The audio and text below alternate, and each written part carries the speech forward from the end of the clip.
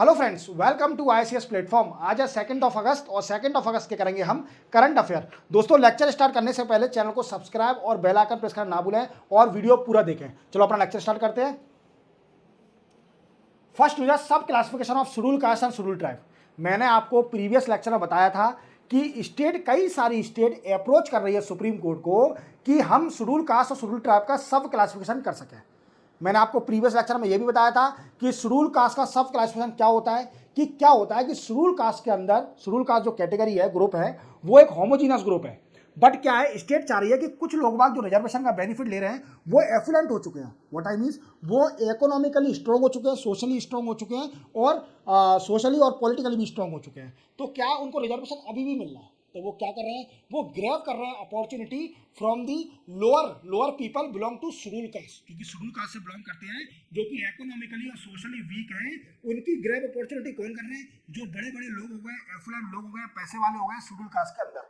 तो स्टेट चाहती थी कि हम सब क्लासिफाई कर दें, शेड्यूल कास्ट और शेड्यूल ट्राइब की कैटेगरी को सब क्लासिफाई कर दें और कुछ लोगों को हटा दें जो कि बेनिफिट ले रहे हैं बिना वजह का, जिनको मतलब एफ्लुएंट हो चुके हैं, पैसे वाले हो चुके हैं, इकोनॉमिकली उन पे कलेक्टर की पोस्ट है तो अभी वो बेनिफिट ले रहा है शेड्यूल कास्ट का, वो एसडीएम बन चुका है, समझ रहे हो आप मेरी बात को, तो अभी वो बेनिफिट ले रहा है। तो ये गलत है ना।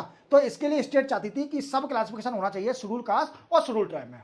बट क्या है दिक्कत कि 2004 में दोस्तों, 2004 में सुप्रीम कोर्ट का एक डिसीजन आया था जिसका नाम था EB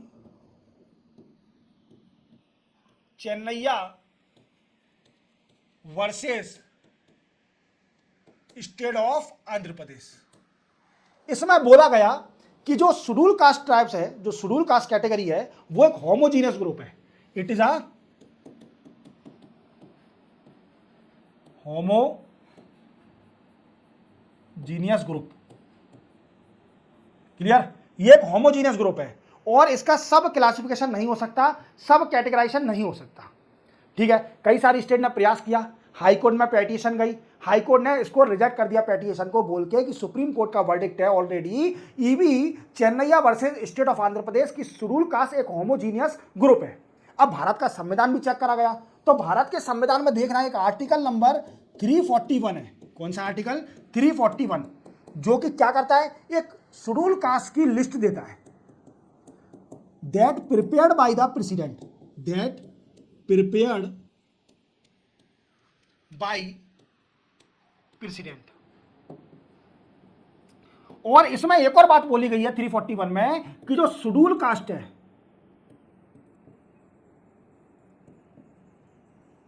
is a homogeneous group,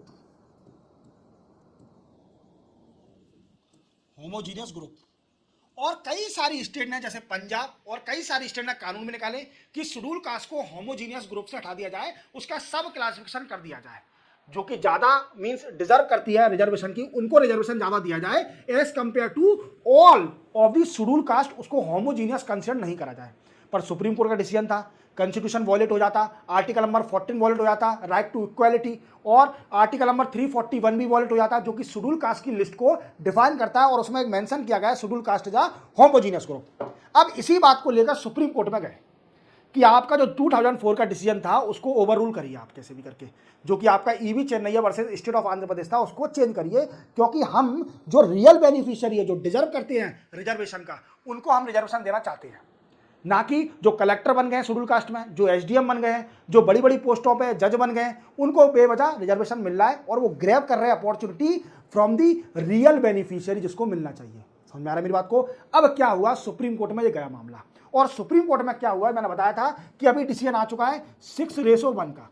7 जज की कॉन्स्टिट्यूशन बेंच बैठी थी, इसके लिए थर्सडे को, गुरुवार को 7 जज की कॉन्स्टिट्यूशन बेंच बैठी थी, जिसमें 6 जज ने बोल दिया कि हाँ, स्टेट के पास पावर है, वो सब क्लासिफाइड कर सकती है, शेड्यूल कास्ट और शेड्यूल ट्राइब्स को सब क्लासिफाई कर सकती है, उस पर पावर है। तो सुप्रीम कोर्ट ने बोल दिया है, 6 जज फेवर में गए, फेवर इन स्टेट, और जो 1 जज थे वो अगेंस्ट गए, उन्हें बोला कि ये होमोजीनियस ग्रुप है, आप सब क्लासिफाई नहीं कर सकते। पर जीता कौन? 6 जज जीते, मेजोरिटी किसके पास है? 6 जजों के पास। तो अब स्टेट सब क्लासिफाई कर सकती है, किसको? एससी और एसटी कैटेगरी को। अब दूसरी बात सुप्रीम कोर्ट ने क्या बोला, तो देखो दोस्तों, आप क्रीमी लेयर जानते होंगे, क्रीमी लेयर क्या होता है? आप जानते हो ओबीसी कैटेगरी में क्रीमी लेयर होती है। क्रीमी लेयर क्या होती है? ऐसे लोग जो एफुलेंट है, जो गवर्नमेंट की पोस्ट लेके रखे हैं और उसके साथ साथ उनके फादर की जो इनकम है वो मोर देन 8 लाख है। कितनी है? मोर देन 8 लाख, तो उनको रिजर्वेशन नहीं दिया जाएगा। ओबीसी में जो एफुलेंट लोग बाग हैं, व्हाट आई मीन्स एफुलेंट लोग बाग, जो person belong to OBC having post of central government,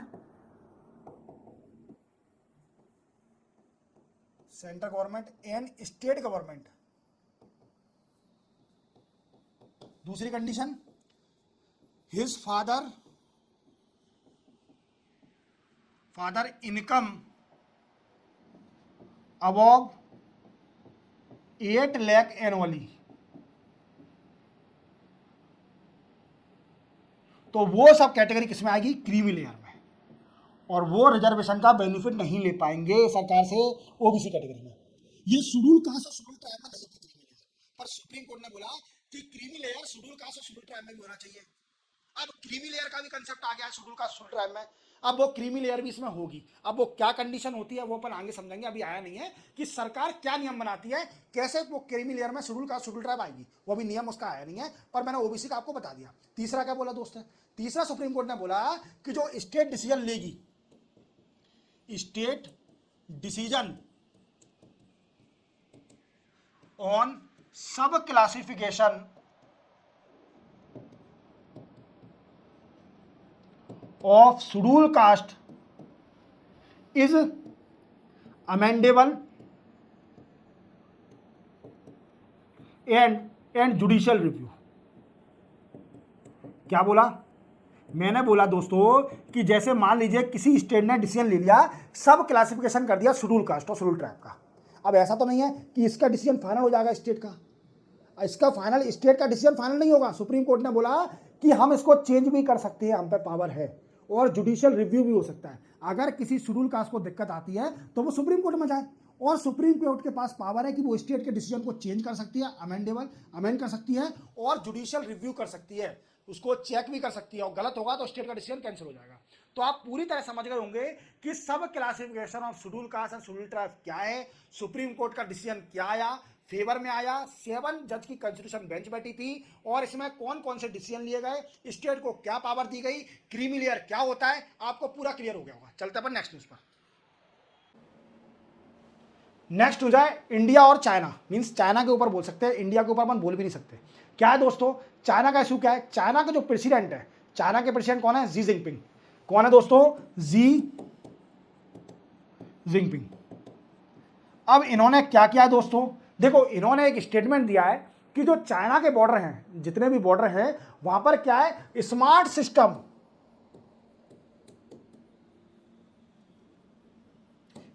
system और टेक्नोलॉजी का यूज करा जाएगा। स्मार्ट सिस्टम और टेक्नोलॉजी का यूज करा जाएगा, जिससे क्या हो कि जो इन्फिल्ट्रेशन हो रहा है, स्टैंड ऑफ हो रहा है चाइना का, जो डिफरेंट कंट्री से ऑन बॉर्डर एरिया, वो खत्म हो जाएगा। अगर हम टेक्नोलॉजी और इसका यूज करते हैं तो इससे हम रिजॉल्व कर लेंगे इस इशू को। पर आप जानते हो कि इंडिया का कितना बड़ा इशू है चाइना के बॉर्डर एरिया पर। समझ आप मेरी बात? इनने इनडायरेक्टली इंडिया को टारगेट किया है कि हम स्मार्ट सिस्टम और टेक्नोलॉजी का यूज करेंगे बॉर्डर एरिया को प्रोटेक्ट करने के लिए, जो कि स्टैंड ऑफ इशू होता है। जैसे हमारे इंडिया के साथ 2020 से चाइना का बॉर्डर इशू चल रहा है, 2020 से चाइना का बॉर्डर इशू चल रहा है। जैसे एक मैं एग्जांपल बताऊं, डोकलाम और Pangong lake, these are the point which discuss between both country and issue between both country India and China। अब क्या हुआ था आपको पता है कि इंडिया की अभी कल ही 30th बॉर्डर मीटिंग हुई है, 30th बॉर्डर मीटिंग, जिसमें इंडिया और चाइना ने working mechanism on consultation and cooperation नाम से मीटिंग हुई थी, जिसमें इंडिया ने बोला कि हम पीस और ट्रैंक्विलिटी रखेंगे बॉर्डर एरिया पर। चाइना ने भी प्रॉमिस करा कि पीसफुल रहेगा बॉर्डर एरिया पर। जी जिनपिंग बोल रहा है कि स्मार्ट सिस्टम और टेक्नोलॉजी का यूज करा जाएगा चाइना के जितने भी बॉर्डर लगते हैं। और चाइना की आप जानते हो एक पॉलिसी है एक्सपांशनिस्ट, मीन्स ये गलत पॉलिसी है, उसको बढ़ाना तो ये गलत है। तो ये सिर्फ ओनली तैयार रखना कि चाइना कह रही है कि चाइना हम स्मार्ट सिस्टम और टेक्नोलॉजी का यूज करा जाएगा। हम आगे चलते हैं नेक्स्ट न्यूज पर। नेक्स्ट न्यूज है गवर्नर मीटिंग। देखो दोस्तों क्या है दोस्तों, आप जानते हो कि कई सारी स्टेट के साथ गवर्नर का इशू चल रहा है, गवर्नर का इशू चल रहा है। जैसे कई सारी स्टेट गवर्नमेंट और गवर्नर में बीच में कॉन्फ्लिक्ट होता है, जैसे दिल्ली में, या फिर वेस्ट बंगाल ले लीजिए, या फिर केरला ले लीजिए। इन स्टेटों में कर्नाटका भी is also included in this list, ठीक है। तो इन स्टेटों में और गवर्नर में इशू चलता है। अब क्या करा है सेंट्रल गवर्नमेंट ने, कुछ डायरेक्शन दी है, direction related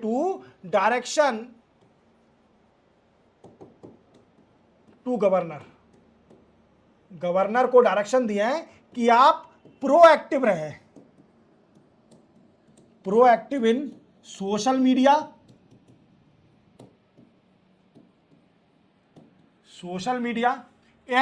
and share your view on internet when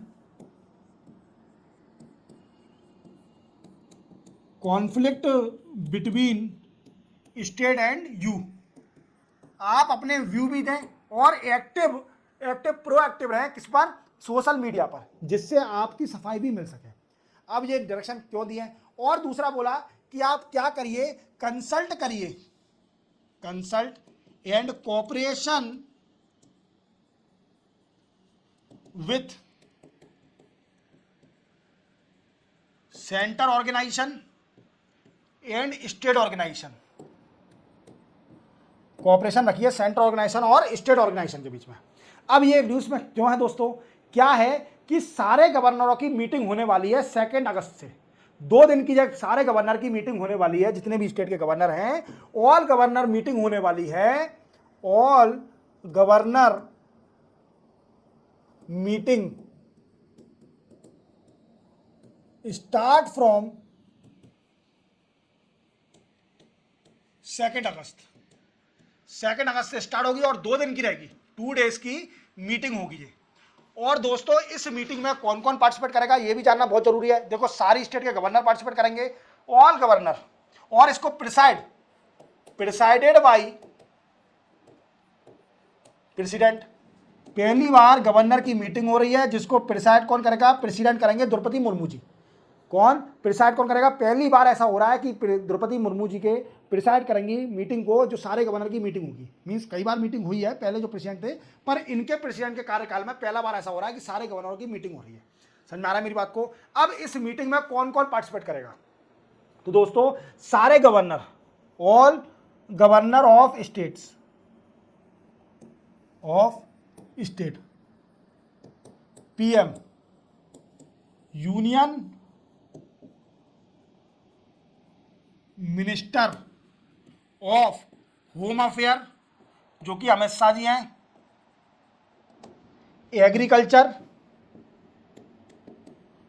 agriculture and farmer welfare, जो कि शिवराज सिंह चौहान जी हैं, welfare. Then after information and broadcasting ministry, communication,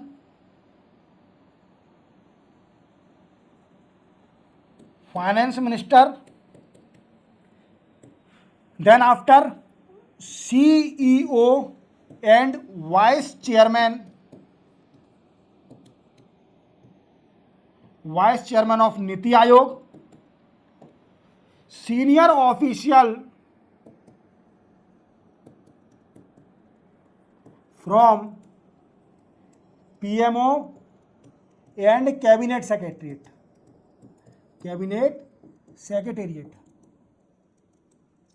समझ में आया इतना। कैबिनेट सेक्रेटरी से पार्टिसिपेट करेंगे, समझ में आया इतने लोग पार्टिसिपेट करेंगे। अब क्वेश्चन बनता है कि दोस्तों इस मीटिंग में डिस्कस क्या क्या किया जाएगा, तो दोस्तों सबसे पहले डिस्कस क्या होगा, एम्प्लॉयमेंट के ऊपर, employment, accreditation of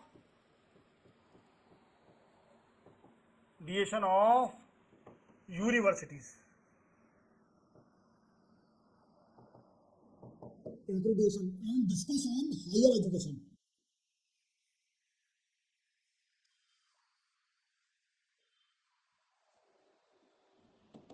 development in state, इन पॉइंटों पर डिस्कस किया जाएगा और कई सारे पॉइंट पर डिस्कस किया जाएगा। तो आप इतना समझ के रखना कि सारे गवर्नर की मीटिंग हो रही है जिसको प्रिसाइड करेंगे द्रौपदी मुर्मू जी, और 2 अगस्त से ये मीटिंग होने वाली है। 2 दिन की मीटिंग है, याद रखोगे। चलते अपन नेक्स्ट न्यूज पर। नेक्स्ट हो जाए इंडिया और वियतनाम। देखो दोस्तों, आप इस चीज को याद रखना कि वियतनाम के पीएम साहब हमारे इंडिया में आए हुए हैं और इनका नाम थोड़ा अजीब है, फार्म निया और चिन, फार्म नी चिन इनका नाम है, ठीक है, याद रखना, farm knee chin.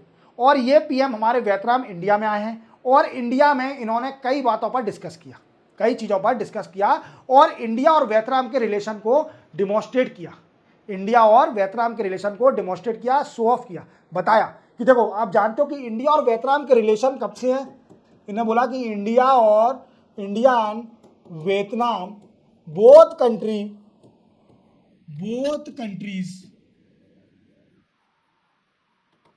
Have relation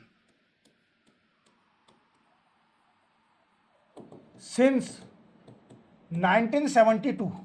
1972 से इंडिया और वियतनाम के रिलेशन है, समझ में आया मेरी बात को। और इसी के साथ इन्होंने एक और बात बोली कि हमारे स्ट्रेटेजिक पार्टनरशिप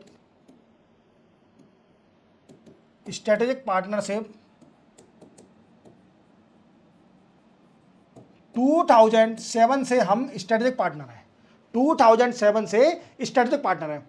और देखा जाए तो इंडिया और वियतनाम का जो ट्रेड है, both country trade approximately $14.36 billion, इतना ट्रेड है।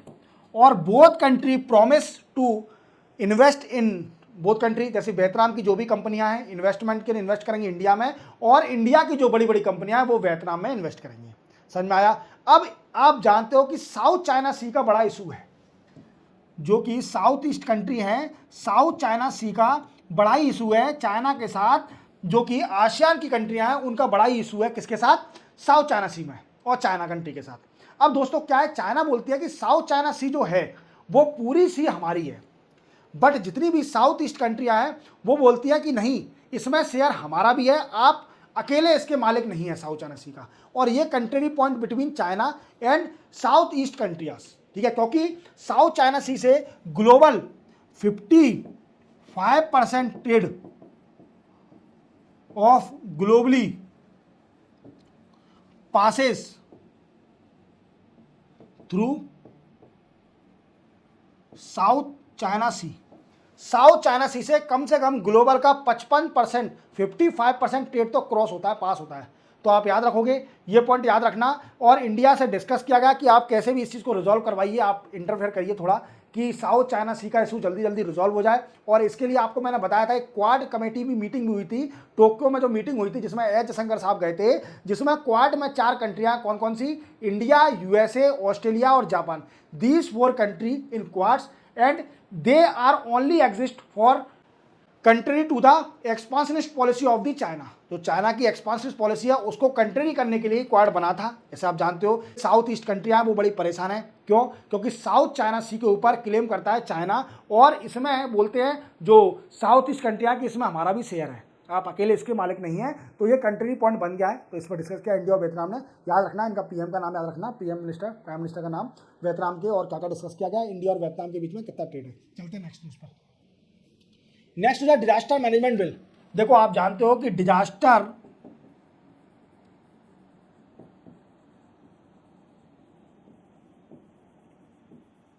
मैनेजमेंट बिल 2005 में पास हुआ था। क्या हुआ दोस्तों, डिजास्टर मैनेजमेंट बिल 2005 में पास हुआ था। अब इसी के साथ क्या हुआ दोस्तों कि अब इसमें कुछ अमेंड कर दिया, कुछ चेंजेस कर दिया। इसी में डिजास्टर मैनेजमेंट बिल में क्या बना था, एक नेशनल डिजास्टर मैनेजमेंट अथॉरिटी बनी थी, स्टेट डिजास्टर मैनेजमेंट अथॉरिटी बनी थी, नेशनल एग्जीक्यूटिव कमेटी बनी थी और स्टेट एग्जीक्यूटिव कमेटी बनी थी। क्या बनी दोस्तों, स्टेट एग्जीक्यूटिव कमेटी बनी थी। अब दोस्तों क्या हुआ इसके अंदर कि बनने के साथ साथ अब इसमें कई सारे चेंजेस कर दिए। क्या करा, जो नेशनल एग्जीक्यूटिव कमेटी और स्टेट एग्जीक्यूटिव कमेटी थी वो डिजास्टर प्लान बनाती थी, डिजास्टर प्लान बनाती थी। अब इसमें कई सारे चेंज कर दिए इस एक्ट के अंदर। नया बिल पास हुआ है जो कि अभी 2024 में पास हुआ है लोकसभा के अंदर। अब नए बिल में क्या क्या चेंजेस करे हैं, तो दोस्तों सबसे पहला इसके अंदर डिजास्टर डाटाबेस बनाया जाएगा। डिजास्टर डाटाबेस सेटअप होगा, डिजास्टर डाटाबेस सेटअप होगा। क्लियर। अब इसके अंदर क्या होगा दोस्तों, डिजास्टर डाटाबेस में, डिजास्टर डाटाबेस के अंदर preparedness of the disaster, mitigation of disaster, then after fund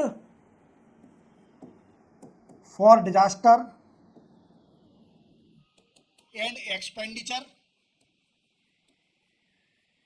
ये सारा डेटा इसके अंदर होगा डिजास्टर डाटाबेस के अंदर। किसके अंदर, डिजास्टर डाटाबेस के अंदर ये सारा डेटा होगा। क्लियर हो रहा है मेरे दोस्तों। अब क्या हुआ है, एक तो चेंज ये हुआ है, दूसरा इसमें बोला है नए बिल में कि जो urban disaster management authority setup करी जाएगी, setup in state capital and large city having municipal corporation except union territories of Delhi and Chandigarh. याद रखोगे, दिल्ली एंड चंडीगढ़, इनको छोड़कर जो बड़ी बड़ी सिटियां हैं और जो कि we can say large city, और कौन सी सिटी दोस्तों, कैपिटल, जो स्टेट की कैपिटल है वहां पर सेटअप करा जाएगा urban disaster management authority.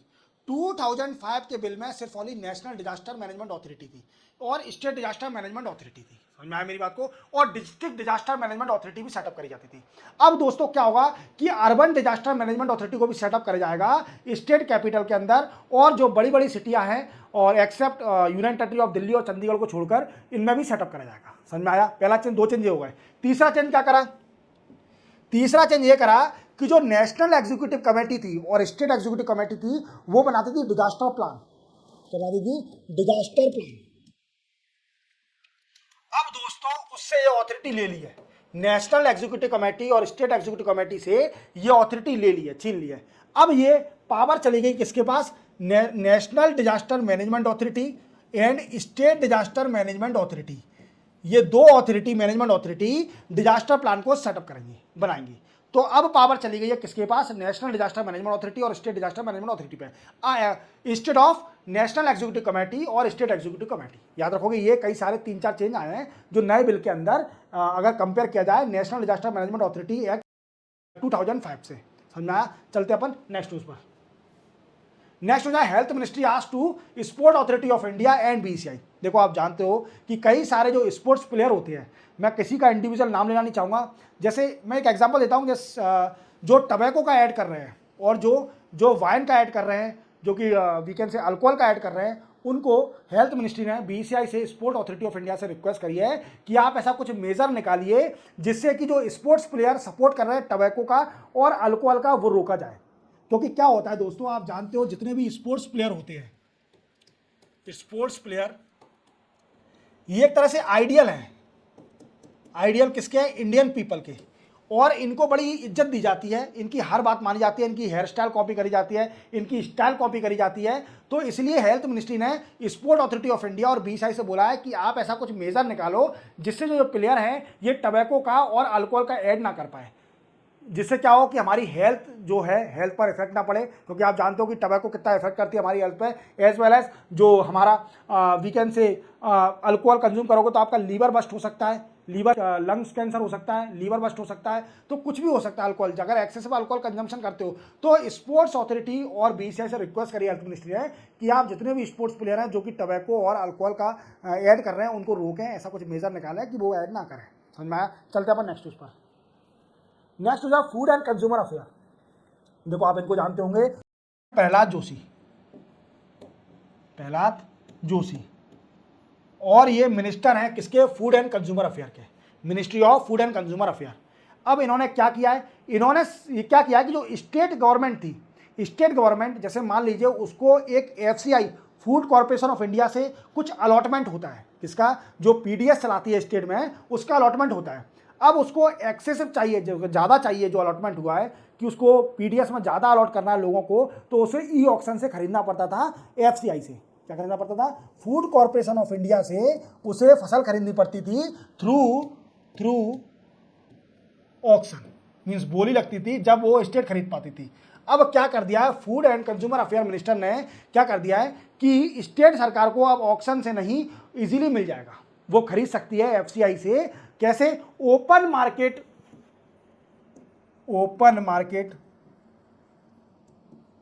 System से, थ्रू ओपन मार्केट सिस्टम वो फूड कॉर्पोरेशन ऑफ इंडिया से कुछ भी राइस खरीद सकती है, राइस खरीद सकती है किससे?